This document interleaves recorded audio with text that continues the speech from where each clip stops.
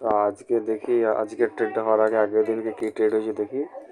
আগের দিন এইখান থেকে এক্স্যাক্টলি এইখান থেকে সাপোর্ট নিয়ে রেজিস্ট্যান্স নিয়ে পরে তারপর পড়েছে। আচ্ছা আচ্ছা বাবা, পড়ার পর আবার এটাকে রিট্রেস করেছে। তাহলে এইখানে যারা সেল করেছিল এই জায়গাটাতে তারা বেরিয়ে গিয়েছে। বেরাবার পর আর উপরে আবার করে না, আবার নিচে নেমেছে, রিট্রেস করেছে, করেছে, এমনি করেছে। ঠিক আছে, না না কিছু হয়নি, কিছু হয়নি, কিছু হয়নি, আছি তো। তারপরে আজকে কি হয়েছে তা এই জানলে তো জুজু, হ্যাঁ জুজু খাবো। সেই হিসাবে এবারে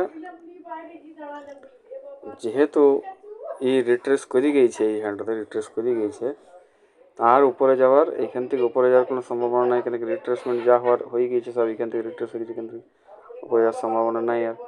ঠিক আছে, সেই জন্যে এই যে ইয়াটা আছে এইখান থেকে সাপোর্ট যখন নিতে শুরু করেছে, সাপোর্ট নেওয়ার সঙ্গে সঙ্গে মার্কেট এইখান থেকে ইয়া করে পরে পড়তে শুরু। ঠিক আছে, তো এইটা হচ্ছে একমাত্র কারণ রিট্রেসমেন্ট।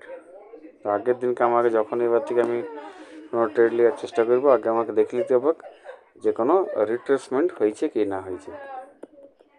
ঠিক আছে।